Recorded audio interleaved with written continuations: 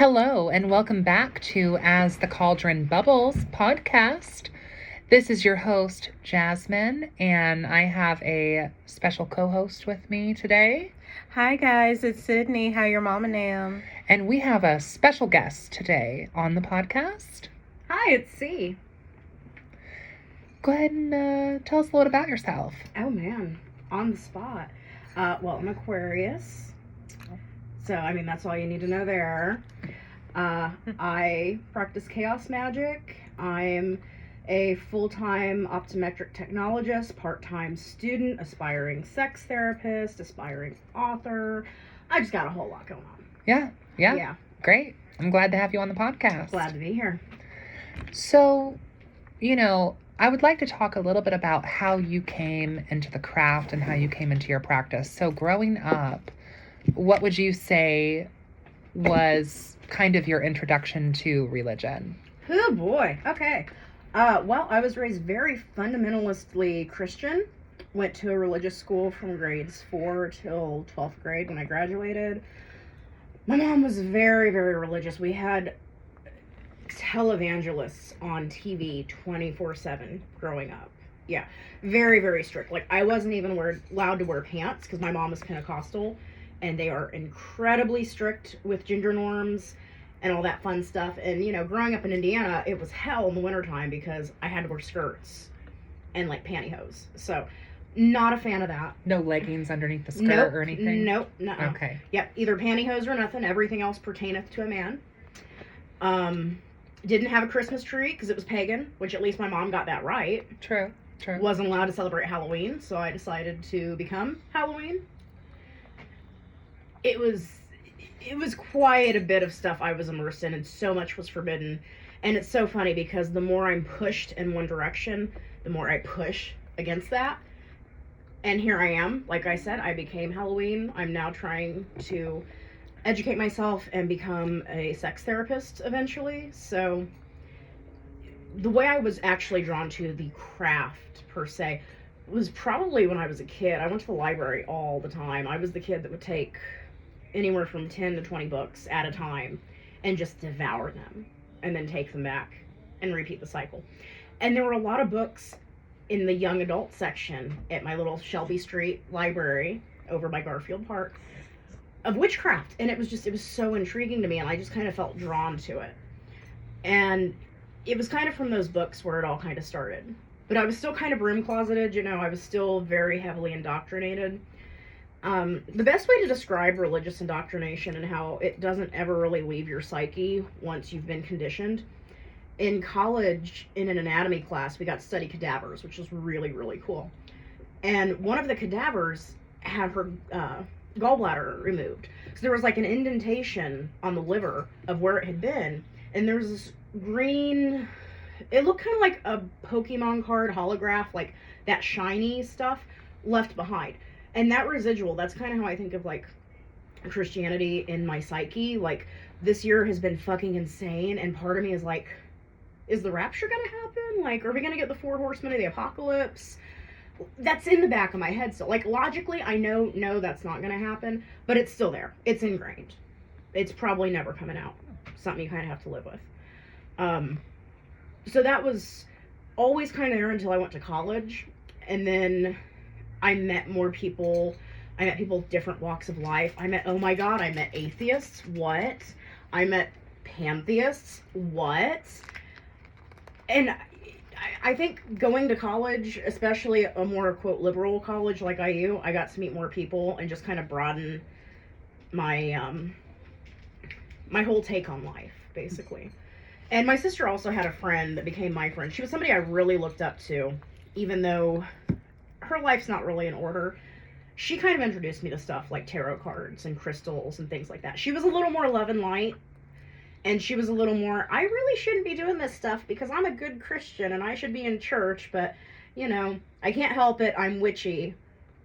And that kind of evolved from there. And then my personal practice and belief, it kind of shaped it more from things I saw on the internet, documentaries, once you go down that YouTube rabbit hole, it just keeps going and going. And then I decided to join a Facebook group called Indie witches and pagans, a gathering. As I just butchered that, I'm sure. I just said that all out of order. And then I met some crazy lady that wanted to know about roadkill, and I was like, oh shit, well, we've got some raccoons over here. Yeah. Ironically enough, the neighborhood that you were about to move into, and I was about to move know. out of. I know. Serendipitous. No kidding. So what age do you think you were when you kind of actualized that you were interested in the occult, esoteric, witchcraft? Like, what age do you think you were when you had an interest to it? Probably maybe between 14 and 16, but it was one of those things where it was like a random passing thought, and then it was just like, no, you're a Christian, you don't want to go to hell, you love Jesus, stop that. You might be able to watch Sabrina the Teenage Witch with Melissa Joan Hart, but that's about it. Maybe sneak some Charmed, that's about it. Nothing further. Nothing else. How dare Nothing you. else. Good Christian woman. You know. And I would watch things like what was it, Crossing Over with John Edwards, and I would watch things like The Pet Psychic, and I would have crazy shit happen to me too. Like when I was 10, actually, was when I kind of first knew I was quote unquote gifted. My dad got me Pokemon for the Game Boy Color. If I can date myself a little bit here. You know what's up though, right? I know. Yeah. I got the blue. I got a purple Game Boy Color. Took it to my grandma's house. My grandpa, suffering from Alzheimer's, took it and hid it, and I was mortified. Because I was a poor kid growing up, so I got one Christmas present, and that was the one. And it was like, oh my god. And then my mom's family, they were all dicks anyway, and they were like, oh, well, you hid it somewhere to get attention. I was like, no, I cherish this. Why would I do that? And I just kind of had like this crazy just thought that came into my head about how in 7 weeks I would find it. I was like, okay, well, we'll wait this out. And in about 7 weeks, I had a dream that I was in the woods behind my grandma's house, and there's like a creek back there and little bridges, and it was under one of the bridges. And I was like, okay. So the next time I went over there, I went out into the woods. I looked under the first bridge, and I thought it might have been under. It wasn't there, and I was like, let me try the other. I look, lo and behold, there's my Game Boy. And it's like, okay, a dream told me where this was, because there would be no fucking way I would know where this would be. They've got like 2 or 3 acres of land anywhere it could have been hidden. And how old were you at this time? I was 10. 10. Okay. Yeah. And my mom believed me, but my mom is kind of funny. Like, again, she's super religious, but she's also the type that, like, I prayed to God and God told me X, Y, and Z, and lo and behold, X, Y, and Z. My mom would be the one, I would lose something as a kid, she would pray about it, and it would pop in her head where it was, and she would find it. My grandma, also very religious, actually used a Ouija board to find out when my grandpa would come home from war, the exact day, and sure enough, it was correct. My grandma also later in life was blind, and she saw a vision of one of my uncles. He had pneumonia, and there were x-rays taken, and she had a vivid vision of what the x-rays looked like. And then when he came home with my other uncle and my aunt, she was telling them about it, and they were like, well, how could you see this? Because 1, the x-rays would not leave the clinic. 2, you weren't there, and 3, you're blind. And she's like, no, I'm telling you, there was a mass here and a mass there, and there was a little haziness over here, and it was exactly as it was on the x-rays.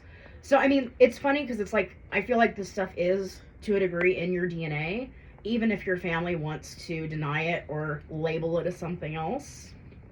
So, I mean, that kind of pushed me in that direction.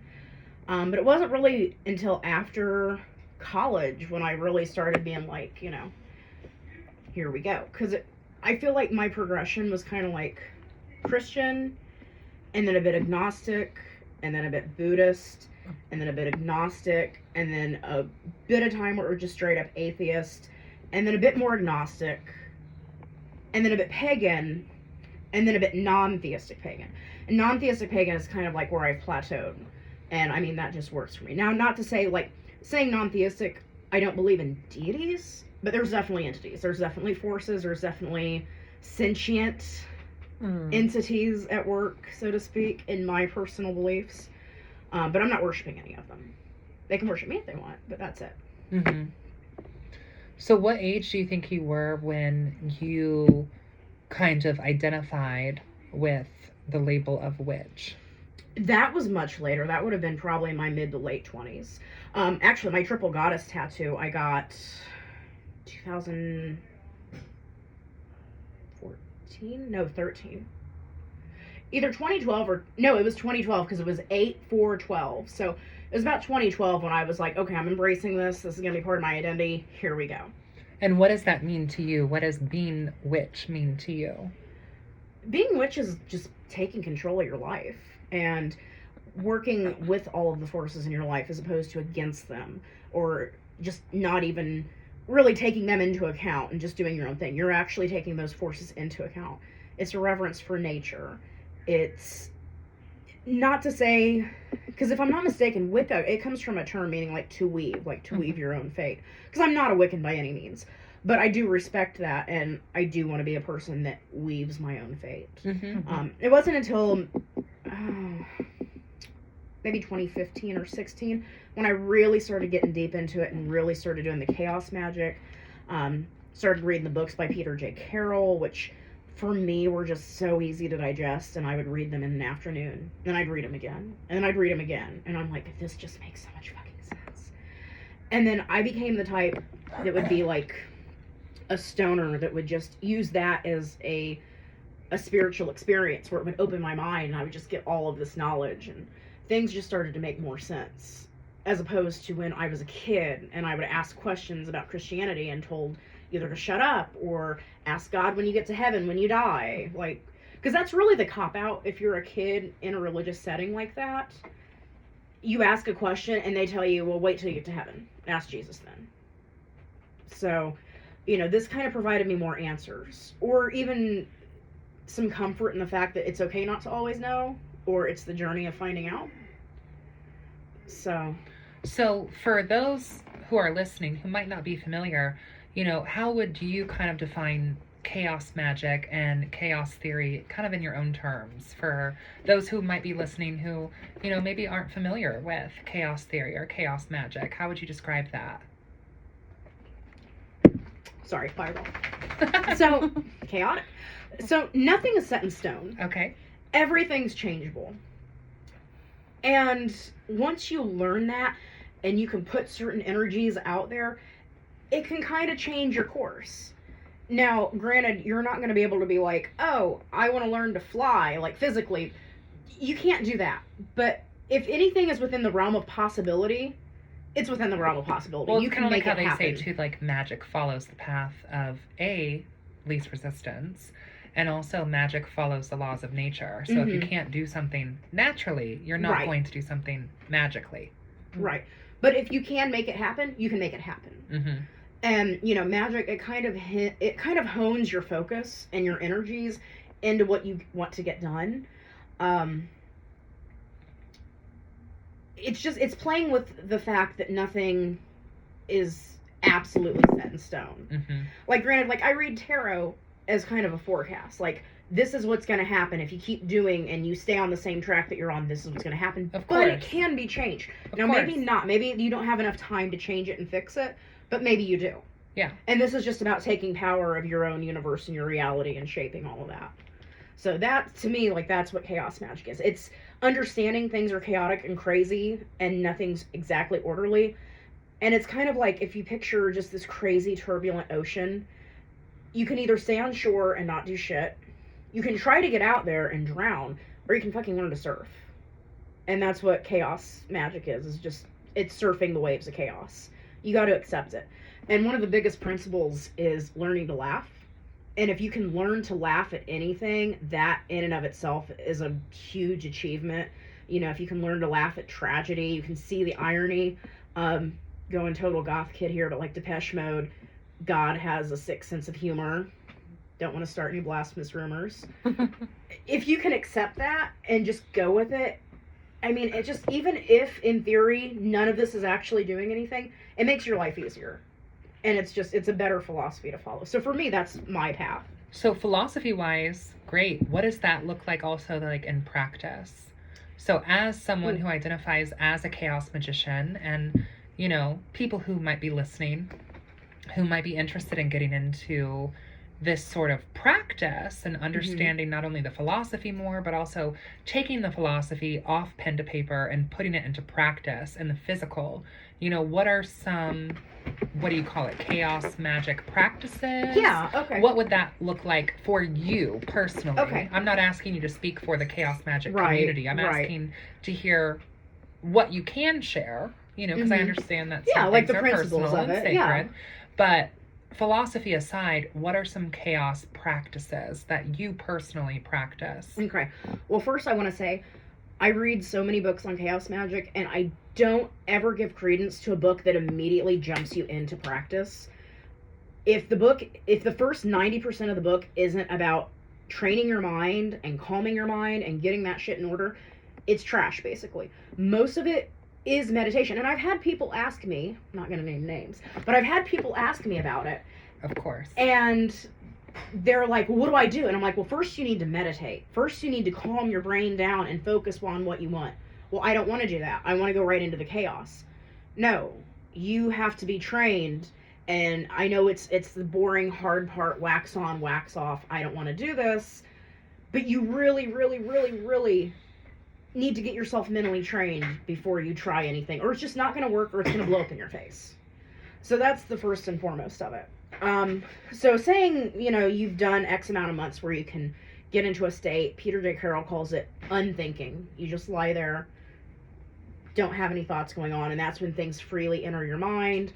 You're in a calmer state, you're in a better headspace to actually make things happen. Say you're onto that spot. So your first thing you'd want to do is you want to focus in on what you want to intend.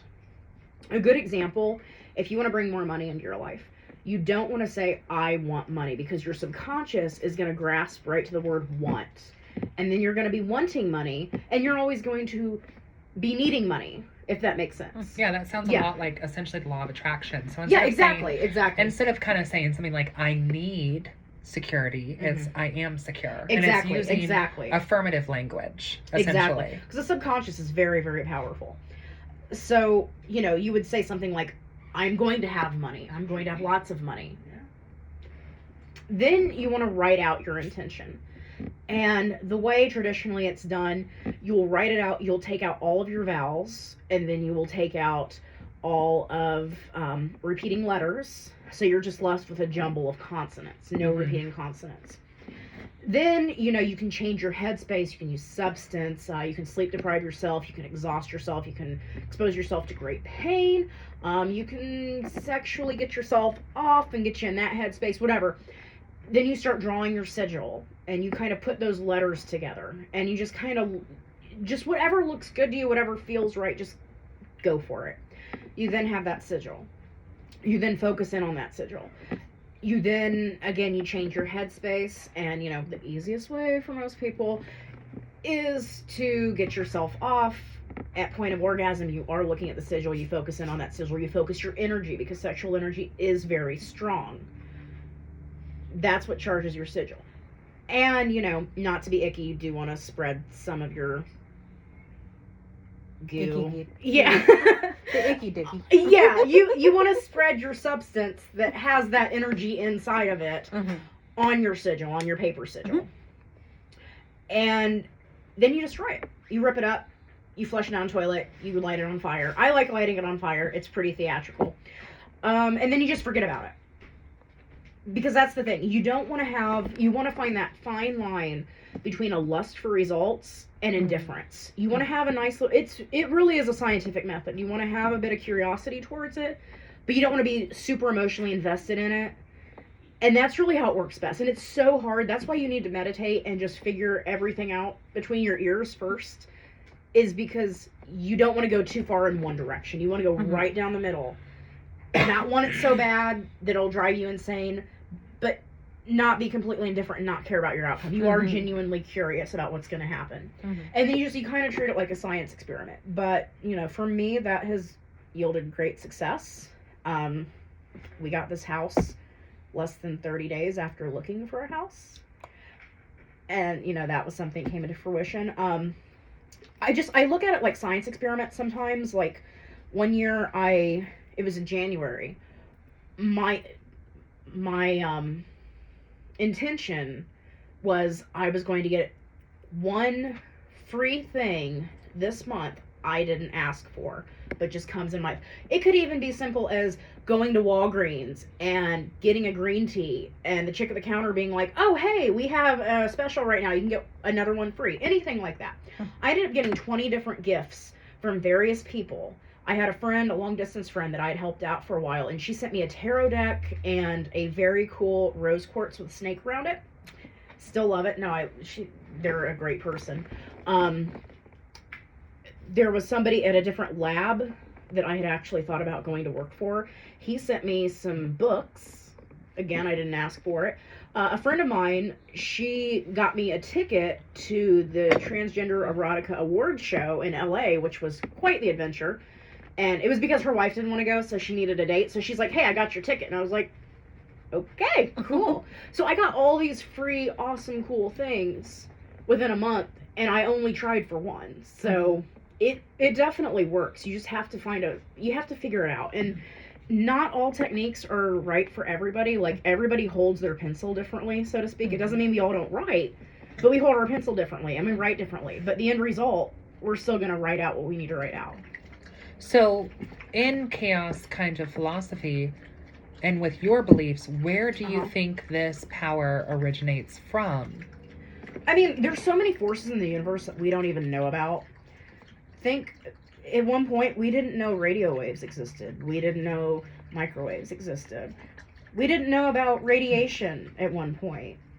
Gravity was a big issue. Like, magnets, that was mysterious as fuck. And now we know it. It's just, to me, magic is anything science has yet to figure out. So, I mean, there's definitely universal forces. There's energy, opposite, equal reactions. Do you have a personal belief of where you think... I mean, talking about chaos philosophy and chaos theory, and then putting that theory into practice, and you as someone who practices chaos magic, where do you personally think that this force comes from? How would you identify the force of chaos that is manifesting your desires in your life? It's a bit hard to explain. Like, it's not necessarily like Brahma, but it kind of is. There is universal energy, and that's why I often say, like, the universe, as opposed to God. It's the universe. It's a oneness. We are all the same. We are all connected. And, like, one of my favorite shows I watched for a long time on Netflix was The Cosmos with Neil deGrasse Tyson, because I'm a big fangirl anyway. But he would talk about things like, we're all related. You look at a tree, you know, and if you picture every living being, we're on the same branch as lizards. Like, that's our cousin. We're on the same branch as a dandelion. That's our cousin. Like, we're all kind of one. Everything has a vibration. People want to say, like, they want to discount crystals as having, like, some sort of vibrational energy. But we all have vibrational energy. That's how atoms work. We're all buzzing. We're all vibrating. The whole universe is alive. Yeah, I think that's a very, like, animistic approach. So, I mean, you know, again, for every action, there's an opposite and equal reaction. If I'm going to push this energy out, stuff's going to come back to me. And it's like you said, it's definitely law of attraction type of stuff. So are you saying that in your belief, you believe that the energy of chaos is a universal energy? Oh, definitely. So would you say that you also believe in other universal energies, or do you think that chaos is what everything comes from? That's a tough one. And, like, there's no, like, wrong answer here. I'm just curious. Oh, yeah, no, I'm loving these questions perspective. because you are, like, really picking my brain. You know, I don't know. Honestly. I know what works for me. Yeah. And I'm going to keep doing it. Yeah. But, you know, you don't know. Could this energy that I'm pushing out in the universe come from, like, the Andromeda Galaxy or an alternate dimension? Yeah, you know, or what about even from within your own self? Yeah, which you know? is interesting, too, because I was doing some reading about, like, the astral plane, and what people don't realize, they think it's somewhere you go. No, it's internalized. That's on the inside. Doesn't mean it's less real, but it's there. So, yeah, I don't know for sure. Yeah. But at this point in my life, too, I'm okay with not knowing. Yeah. And talking about, too, with when you were talking about how you consider yourself a non-theist, let's explore that topic a little bit more. So for those listening who might not be familiar with that, how would you define being non-theistic as opposed to pantheistic, polytheistic, monotheistic, atheistic? What would you say that non-theistic means for you? So it's not being married to the idea of, like, a Yahweh or a Diana, or let's see who I have over here on my iconography, a Bast. I have no loyalty to any one deity. I don't see a deity as a living, breathing, sentient being. I see it as the facet of the human psyche, and I see it as a way that our ancestors kind of identified pieces of human life. But, I don't really believe in, like, an actual living, breathing, sentient Loki, so to speak. Mm-hmm. But I do love that energy. Mm-hmm. And I like to tap into that headspace. And if something goes shitty, it's like, oh, well, it's Loki. So it's kind of like an allegorical, metaphorical type of thing. So, in that regard, like, I don't know if there's an afterlife. I'm kind of leaning towards there's reincarnation just because energy just gets recycled again and again. Uh-huh. That's just strictly from, like, a physicist's standpoint, basically. Right, like nothing is created nor is it destroyed. Exactly. Yeah. Exactly. And that energy can only be, like, transmutated, essentially. So, I mean, in that case, you could even say the universe that birthed us, the Big Bang, that could be quote-unquote God. It's not necessarily an old white man in a robe with a beard, Sure. So, but, I mean, for me, I'm not like, God will strike you dead type of thing. So would you say as a non-theist you would subscribe to the idea that while you recognize deity, for you, deity is more archetypal than it is literal? Definitely. And Now, that being said, like, as I said at the beginning of the podcast, I don't believe in deities, but I do believe in entities. Uh-huh. I have worked with entities. And I So can't tell you... How would you differentiate the two So- between what is a deity and what is an entity? Well, deity would be kind of all-powerful, godly, to Okay. be worshipped, that type of thing. An entity is just, it's a being, maybe from a different dimension, maybe it's in your head. Okay. Maybe it's just a facet of your own self projecting out, but I have worked with various entities, 72 Lesser Keys of Solomon, they don't let you down, boy, I tell you. And so you would define what's within Solomon or Solomon's texts as entities. Mm-hmm. You wouldn't define those as jinn or demons. Not necessarily, just because demons is such a demonized word, so I prefer to call them Mm-hmm. entities. Now, don't get me wrong, if anybody else, I'll be like, yeah, I'm balls deep into demonology. Sure. But especially growing up in a Judeo-Christian setting, demons are like, whoa, always gonna screw you over. Whereas entities, they're not good or bad. They just are. Okay. They might fuck with you, they might not.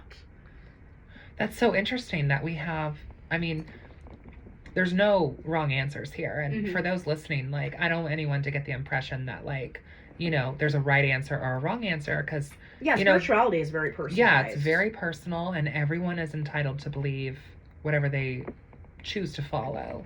And I'm very much of the opinion that there are more than one path to truth and that we all have our own version of what truth is. And at the end of the day, our own truth, I think, is what's most important, and making sure that we're abiding by what we feel is right.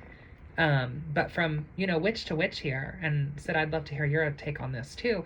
I think it's fascinating listening to you, see, because it sounds almost like we have this rift between this belief in entity, but this not disbelief, but a disconnection to deity. Mm-hmm. And I would be interested to see and explore, like, how much of this is potential, like, as some of this religious trauma and Right. upbringing that we have, like, this sense that we have to disconnect from anything that is seen as divinity, regardless of whether it's Abrahamic or not, and that spirits or demons or whatever the case, Mm-hmm. while they are not gods, maybe they're easier to connect to because of the trauma that we have around organized religion. Mm-hmm. Would you say that you would subscribe? That's just my perception, and I could be I wrong. think, to me too, it's a matter of pride and power. I'm not going to bow down to anything. I'm not expecting anything to bow down to me. I'm not going to come to a, quote, demon or entity arrogantly. But at the same time, I'm not going to be its little bitch boy. Mm-hmm. So I feel like that's the big difference. A deity would, in theory, have more power than an entity. And they just, to me, that doesn't exist. But again, beliefs are fluid. Yeah. Beliefs are like sexuality. I mean, like I said, I've gone from, like, Christian to Absolutely. agnostic to Yeah. Buddhist to, like, all over the place. Yeah. So, I'm always learning. And, And we all are, and our Mhm. beliefs can change. yeah, I don't know if you guys, have either of you seen Dogma? I don't think It was so. a Jay and Silent Bob movie. It was so good. Chris Rock, I think it was Chris Rock, plays an apostle of Jesus, and he's talking about how it's better to have an idea than it is to have a belief. Mhm. Because an idea is so much easier to change Mhm. than a belief. Mhm. You don't get emotionally invested in an idea. And that's just the best way to grow and learn, is just have ideas, not necessarily beliefs that you're going to hold to. So, I mean, that's what I think's really good about just saying, hey, spiritual beliefs are totally fluid. They're never in one constant spot.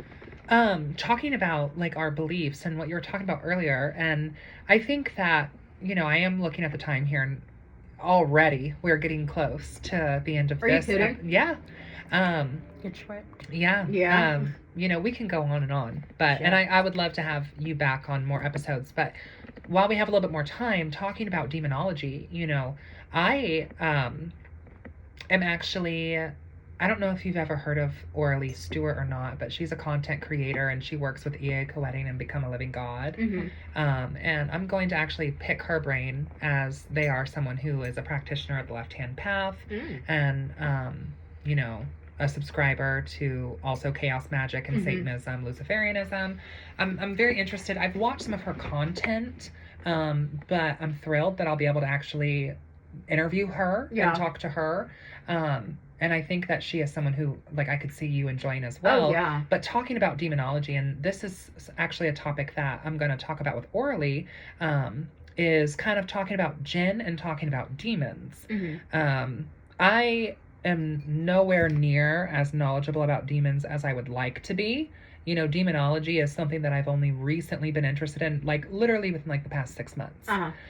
So it's fairly new to me, but like the concept of jinn, like, is so cultural. Right. Right.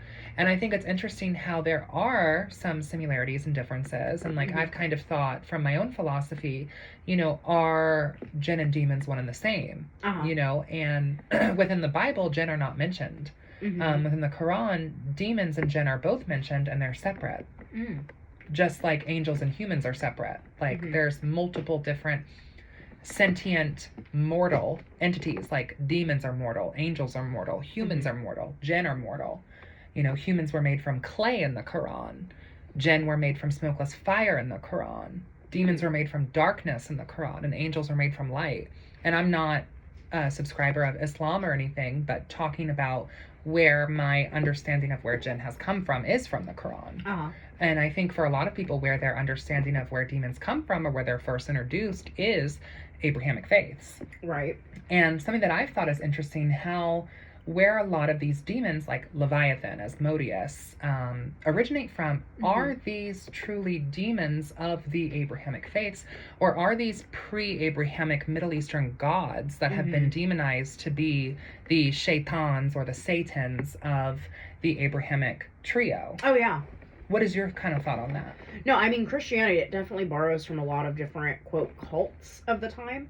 One of my favorite classes in college was a monotheism class.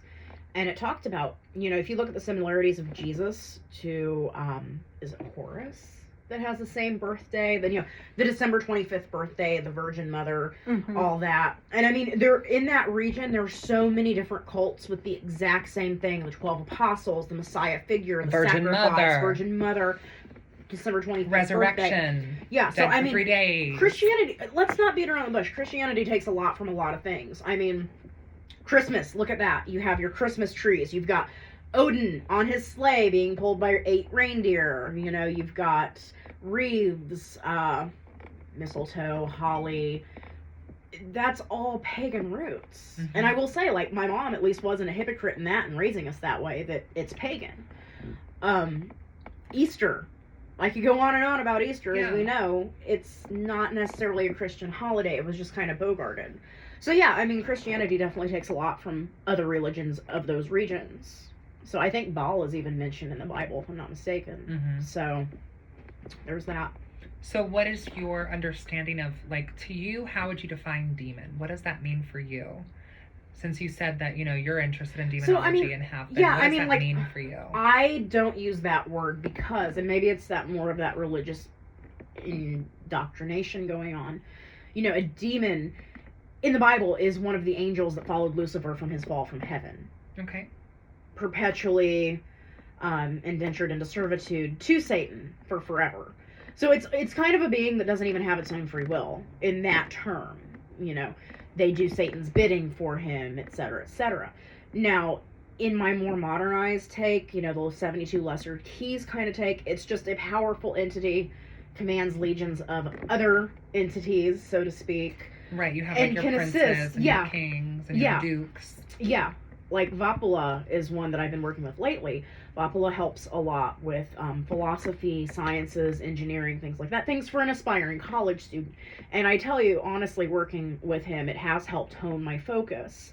As I'm getting older, I'm thinking I really do kind of have some, at least mild form of ADHD, which is really hard to focus. But with meditation, holding on to my little coin that has a sigil on it, it really helps me kind of soak in and just kind of have those aha moments with my work. Where do you think the origin of demons kind of comes from for you in your own personal philosophy? Where do demons come from? I mean, And what are demons? It could be an ancient egregore. It could be actually created by Solomon way back in the day, and we have just orally passed along this tradition to keep it real. Like, example, Santa Claus. Santa Claus isn't real, but Santa Claus kind of is real, because we all talk about Santa Claus, and here he is right here, here's his image. Yeah. You say Santa Claus, you get his image in your head, in part thanks to Coca-Cola, because this image is actually like a Coca-Cola archetype. Fun stuff. So, I mean, they could entirely be man-made. Were they maybe around at the dawn of time? Maybe. Are they interdimensional beings? Maybe. Are they egregores created by Solomon or someone after or before Solomon? Maybe. I just know this is something I tap into. It gets me in the right headspace and it gets me what I want. Do you believe that demons would be sentient? I think so, yeah. So, yeah, it would be a sentient... When I say entity, I do mean something that is sentient. It's a force, but it's sentient. And I just wanted to clarify, because, I mean, there's all different sorts of interpretations. Oh, yeah. You know, just like there's people who interpret whether it's like Sekhmet, right? Or any sort of god as not sentient and just energy. Right. That is more archetypal. Right. And that you can harness that energy. And then there's people who believe in it more in a literal sense. You know, like you have your hard polytheists who firmly believe there are multiple gods and they are all separate. You have your soft polytheists, like the belief in this archetype of like Brahma, where yes, there are multiple gods, but they are all connected to one divine source. So that's why I think it's important to clarify that when we're talking about entities from your perspective, we understand this and your perspective as these entities are sentient, cognizant, present, and literal. Okay. So I'm very curious to hear where that divide is for you when it comes to deity. And there's no like right or wrong answer. Here. You know, but earlier we talked about how for you deity it's a little bit more non-theistic, how you don't think that deity is necessarily sentient, how it's more about energy. Right. So where does that difference, you think, how do you separate those two? Because I think for some people listening, that kind of almost sounds like a contradiction between, and I'm not saying it is, but I'm just curious where you make that distinction. I mean, do you think it's like more of a layered experience for you? Because where you've come from in your path, especially like coming to the spiral, as we know, the spiral continuously teaches us something that we thought we knew, and then we change our almost like change our minds. No, and I love conversations like this because they do shift your thinking and they do challenge you and they do teach you, you know, they push you one way or another. And I also like, I mean, there's no right or wrong answer to this. I'm just curious where. Oh no, I'm always right. Where of course. That's the Aquarian. Very Aquarian. But no, I'm just curious where that kind of distinction is, because it definitely seems to be a bit of a crossover between this is real but this is not. I don't know, I feel like a demon, so to speak, an entity. I don't know, you don't really see shrines to demons like you see them to gods. It's more like spirit pots, or more of like a it's more a connection to like their sigil. I feel like more like symbolism, as opposed to like pictorial. Like we do have the Lesser Keys of Solomon imagery. Like we know Stalis is always going to be this raven-like owl looking thing. So if you see an owl, oh, is that Stalis over you, or is that Stalis peeking in to learn about you? Right. Because that's, I feel like demonology tries to connect more to symbolism. Right. And it's kind of like you can break down that stereotype, but you go off the hierarchy when it comes to that demon. Brilliant. Or that entity.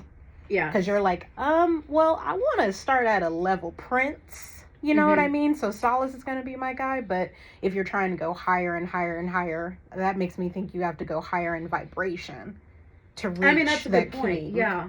Or to reach that knight. And that's interesting you said Solace, because, like, I worked with Duke Solace for a while. And when I started, I would do a tarot reading, and I would just draw one card, and 9 times out of 10... I would pull the Two of Swords, which is associated with Solace. Yeah. But so where does that distinction come into play between the two? Is it purely like X is worshipped and Y is not? So I would say that's a big part of it, is worship. So you feel like because of the aspect of worship, is that a sore spot for you? I mean, it could be. It could be the whole... Maybe even subconsciously? Yeah. The whole subservience to a force that I feel just doesn't even exist. Versus something that does exist. And I mean, I will say, like, I've never worked with, for example, so I'm looking around the room, like, I've never worked with Anubis. So I don't really regard Anubis as, like, a real deity, or even really an entity, just more of an energy, a headspace, an archetype, etc. Whereas, like, with these various demon entities, I have worked with. And I've seen results from. So it's just kind of like, okay, from a scientific standpoint, I did X and Y, and then Z happens. So therefore, this is an actual entity versus this is just an idea. So I guess but at that level too, that also means that because you haven't worked with it, you just haven't done the scientific right. And I mean, research. I might not have tapped into it. You know, Yeah. I could be Or it back hasn't here in tapped 6 into months, you, and I could be too. saying, hey, guess what? I revised this. But I think that's the chaos about. That's about chaos magic too, and like kind of like your hypothesis. Very fluid. It's kind of like, let's change And that's the that beauty idea. of it. It's not restraining. Yeah, and I appreciate too that you're willing to be openly, publicly, verbally fluid. Yeah. You know, with your beliefs, because there's a lot of people who these are their beliefs and it's non-negotiable, and I'm not going to sit here and explain it. Kind of like what you were saying. People would ask you like, or you know, when you were growing up, you're like, oh, I have questions and this and that. It's like, oh, well, that'll be answered later in heaven. Yeah. You know, like some people have these very staunch beliefs. No amount of conversation or reasoning is going to sway or alter. And I think that's a really sad way to exist. Yeah, and not that I'm seeking to sway. Because, you know, I was raised by people like that, you know. And I'm not seeking to alter your perception in any way. I'm seeking just to understand. Right. No, absolutely. So, I think it's we're all sitting on the to know, wanting to understand more of, like, I think too, though, if everything is like that chaos kind of conceptually, then you have to be fluid. Exactly. Because if you start basically to be... states the universe is fluid. That's why you can move it and manipulate it. I mean, I think it's very interesting. I've talked to witches before who, for example, they might not believe in deity at all, and they consider themselves not just non-theistic, but atheistic, but yet they believe in ancestral spirits as cognizant and sentient. And I think that's interesting too. But they can't connect with this other energy. Right. So what makes, for example, God or multiple gods or several gods or a pantheon of gods less or more real than your dead uncle? Yeah. Right? Or I've met witches before who they don't believe in gods and they don't believe in, you know, ghouls, goblins, spirits, ghosts, whatever, but they believe in spirits of the earth and the land. Yeah. What makes that more real and tangible and sentient than, for example, you know, a demon or an angel or a god? Right. I just think that how we all understand and perceive these archetypes, energies, ideas, entities, whatever, is just like, it's so unique and different and catered to each person's experience. That's the beauty of that blanket of paganism, is no two pagans, it seems, has the same belief. Exactly. I read this really great book. It was called Godless Paganism. Highly recommend it. And it's various essays written by pagans who do not have gods.